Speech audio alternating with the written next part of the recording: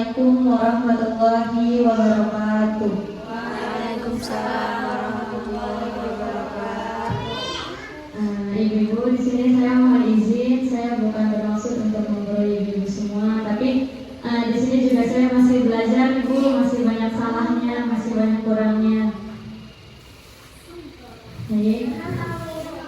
Alhamdulillahirabbil alamin wa bihi nasta'in wa ala umuri dunya waddin. Wassalatu wassalamu ala asyrofil anbiya'i wal mursalin wa ala alihi wa sahbihi ajma'in, amma ba'd. Yang saya hormati dosen pengampu mata kuliah retorika dakwah Profesor Dr. Haja Umdatul Hasanah SMB MAG, yang sama-sama kita hormati bersama. Di sini saya mulia, semoga selalu dalam lindungan Allah, semoga dipanjangkan umurnya dan disehatkan badannya. Lalu yang saya hormati juga seluruh ibu-ibu di sini yang tidak bisa saya sebutkan satu persatu, ya Bu. Pertama-tama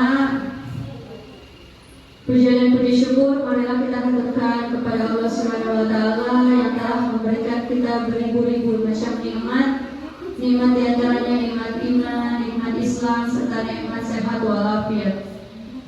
Salawat serta salam tak lupa kita curahkan kepada baginda Nabi besar Muhammad yang telah membawa kita dari zaman kegelapan hingga zaman terang benderang seperti saat ini. Dan ibu, sedikitnya di sini saya ingin membawakan terkait zikir. Ibu sudah tahu semua di sini apa itu zikir? Mengingat Allah. Zikir itu di sini itu bisa diartikan sebagai mensucikan atau mengagungkan. Bisa diartikan juga sebagai mengucapkan dan mengingat nama-nama Allah. Di sini banyak kita ketahui nama-nama Allah seperti kalimatun thayyibah.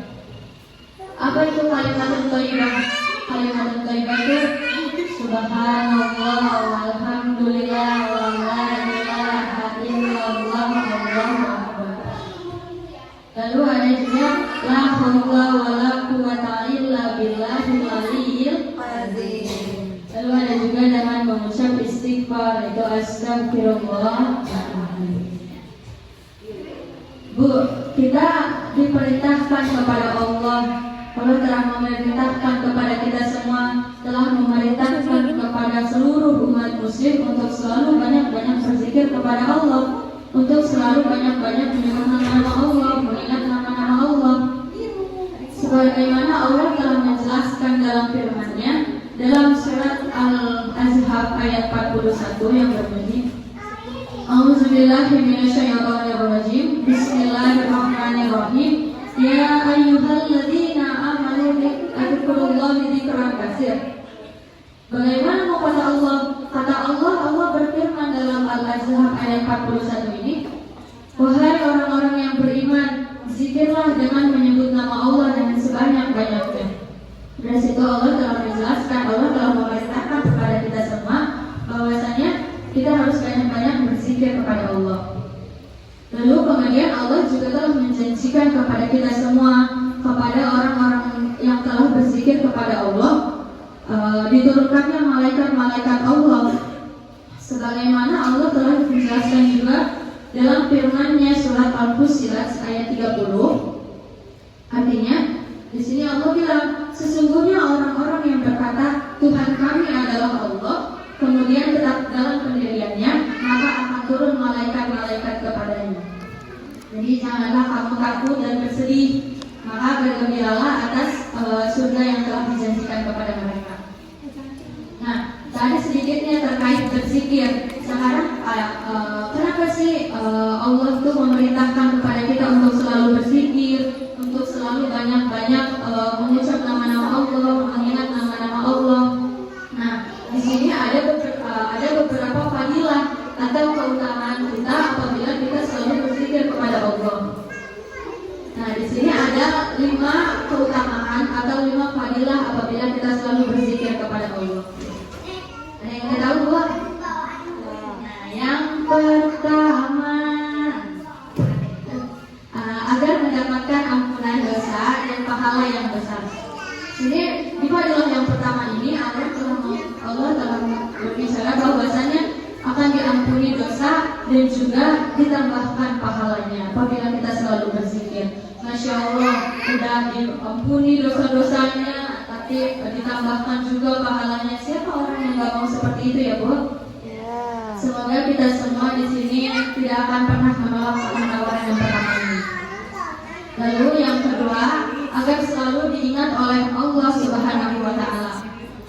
Sebagaimana Allah telah berfirman dalam firman-Nya, yaitu surat Al-Baqarah ayat 152. Fadhkuruni azkurukum washkuruli wa la takfurun. Kata Allah apa Bu? Kata Allah, hai orang-orang yang karena itu ingatlah kamu kepada aku, maka aku akan pula ingat kepada kamu. Dan dan bersyukurlah atas nikmatmu, dan janganlah engkau mengingkari akan nikmatku. Kata Allah seperti itu Bu. Kita jangan ambil contoh jauh-jauh. Di sini misal kita sedang alhamdulillah kita punya rezeki lebih, kita lagi ada makanan lebih atau lagi punya uang lebih. Siapa orang yang pertama kita ingat Bu? Siapa yang orang yang kita mau bagi sebagian harta kita? Pastikan orang-orang yang pernah menolong kita waktu itu. Kita akan ingat juga kepada orang yang menolong kita waktu itu. Jadi kita juga mau memberikan sebagian rezeki kita kepada dia. Kita tetanggaan nih, saya lagi punya makanan lebih. Siapa orang yang saya ingat? Tetangga saya yang baik, tetangga saya yang gak baik mah kesekian.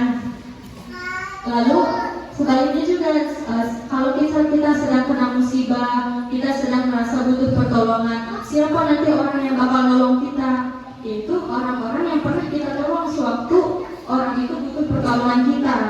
Jadi di situ juga Allah emang benar itu, maksudnya Allah selalu menjelaskan dalam firman-Nya bahwasanya ingatlah kepadaku apabila aku juga nanti niscaya aku akan ingat pula kepadamu. Lalu di sini fadilah yang ketiga itu agar mendapatkan ketenangan hati.